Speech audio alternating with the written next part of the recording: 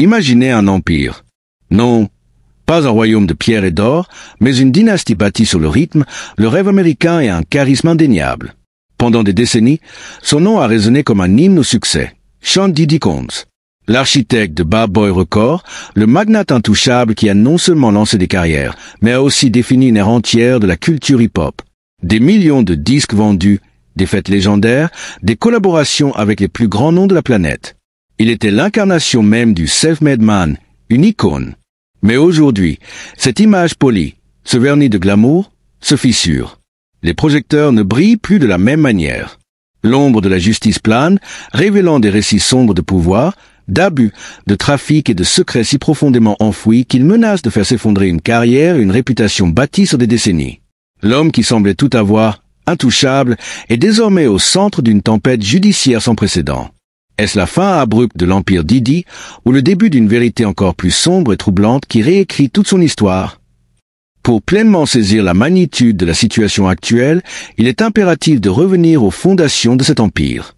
Sean Combs n'était pas qu'un rappeur ou un producteur. Il était un visionnaire marketing, capable de transformer des artistes en superstars et de bâtir une fortune colossale estimée à des centaines de millions de dollars.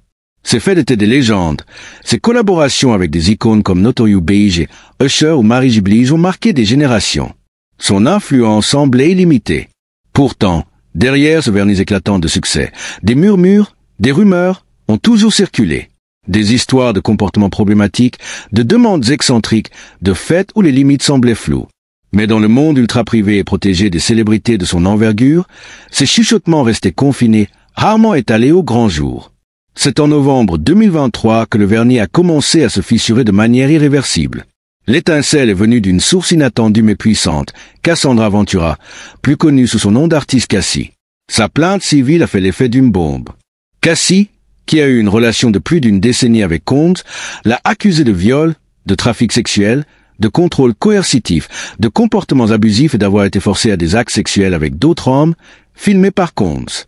La révélation a secoué Hollywood et l'industrie musicale.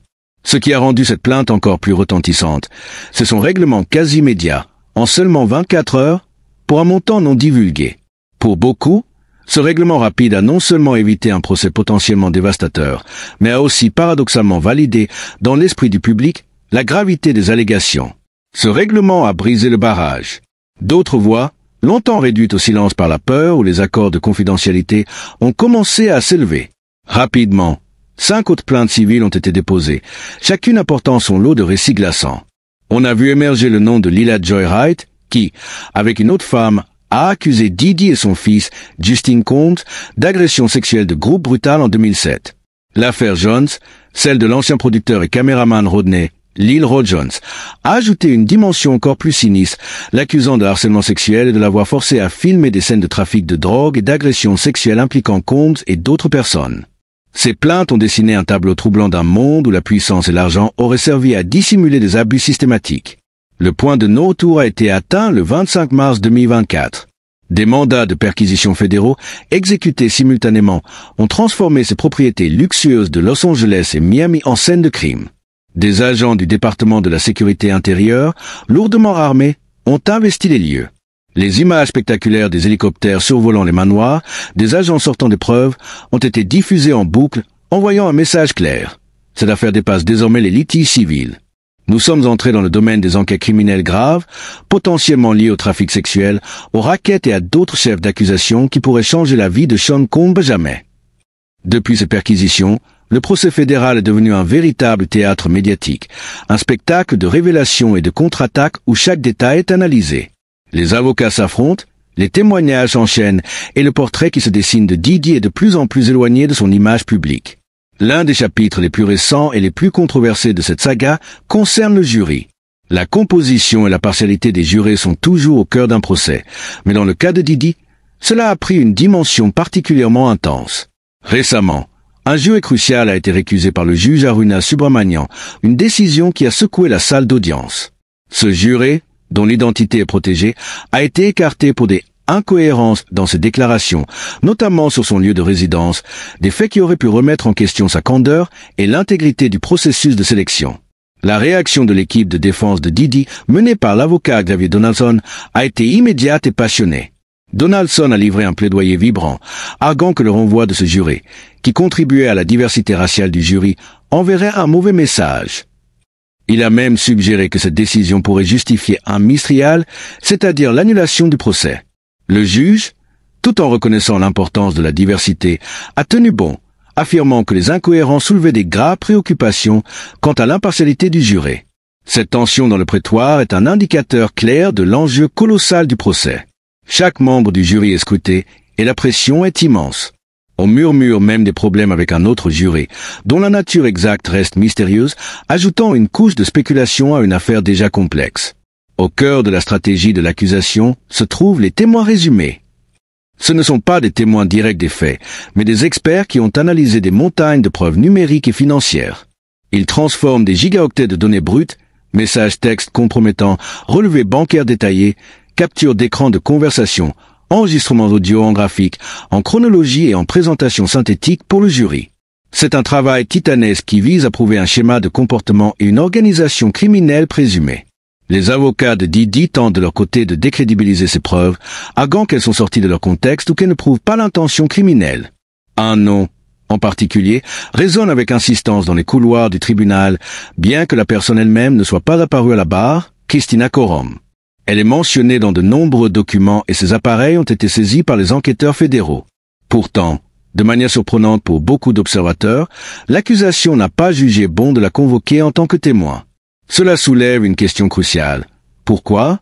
A-t-elle des informations potentiellement trop explosives? Ou son témoignage pourrait-il être un couteau à double tranchant? Certains experts estiment que si l'accusation ne la convoque pas, la défense pourrait le faire, transformant une potentielle faiblesse en opportunité. Son témoignage, si elle venait à parler, pourrait potentiellement nouer les fils de l'affaire ou, au contraire, introduire un nouveau niveau de complexité. La conduite du juge Aruna Subramanian est également un point d'observation essentiel. Il est unanimement décrit comme très juste et impartial. Sa gestion du tribunal est ferme mais équitable, offrant aux deux parties de l'espace pour présenter leurs arguments sans favoritisme apparent. Il n'hésite pas à accorder des ci-de-bar, discussions privées avec les avocats hors de portée du jury, pour résoudre les objections et maintenir la fluidité du procès. Cette impartialité est cruciale, car dans une affaire aussi médiatisée et chargée émotionnellement, la perception de la justice est aussi importante que la justice elle-même. La question de savoir si Sean Combs lui-même va témoigner est une épée de Damoclès qui pèse sur l'ensemble du procès. Dans un système judiciaire où l'accusé a le droit de ne pas témoigner, le choix est stratégique. La plupart des experts juridiques s'accordent à dire que ce serait une erreur monumentale pour Didi de prendre la barre. Il a déjà fait de nombreuses déclarations publiques au fil des ans, des interviews, des posts sur les réseaux sociaux.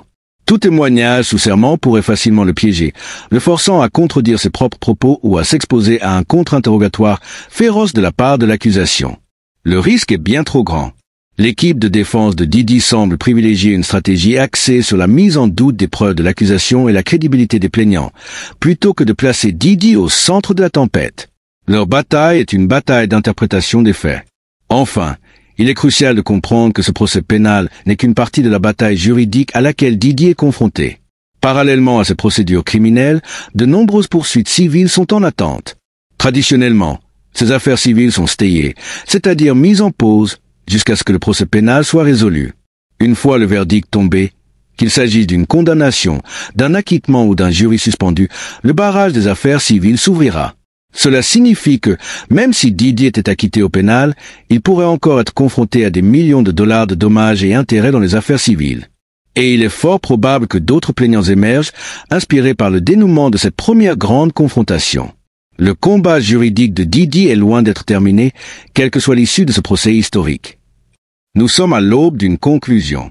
Le procès de Sean Combs est entré dans sa phase la plus critique. Chaque témoignage final, chaque argument de clôture sera décisif. La balle est maintenant dans le camp du jury, qui devra, au-delà du tumulte médiatique et des émotions, examiner froidement les preuves. Les enjeux sont vertigineux. Si Sean Combs est reconnu coupable des accusations qui pèsent contre lui, la sentence pourrait être un séisme pour sa vie et pour l'industrie musicale. Les chefs d'accusation de trafic sexuel, par exemple, ne sont pas des peines symboliques. Ils portent des peines minimales de 15 ans d'emprisonnement. Ajoutez à cela d'autres charges potentielles comme le racket ou d'autres délits connexes, et un cumul des peines pourrait signifier qu'il passe le reste de sa vie derrière les barreaux. Nous parlons potentiellement de 20, 30 ans ou même plus, une perspective glaçante pour un homme qui a toujours vécu sous les feux de la rampe. Les procureurs ont la lourde tâche de convaincre le jury, au-delà de tout doute raisonnable, de la culpabilité de Didi. Il doit prouver l'existence d'un schéma organisé de comportement criminel et non pas seulement des incidents isolés. La défense, de son côté, s'efforça de semer le doute, de mettre en lumière les incohérences, de remettre en question la crédibilité des témoins et la nature des preuves présentées. Leur argument clé sera probablement que les allégations sont basées sur des ressentiments, des motivations financières, ou qu'elles ne prouvent pas une intention criminelle de la part de Didi. Quel que soit le verdict coupable, non coupable, ou un jury suspendu, un jury, il marquera une étape monumentale. Pour Sean Combs, ce ne sera pas seulement la fin d'un procès, mais potentiellement la chute d'un empire et la transformation radicale de son héritage.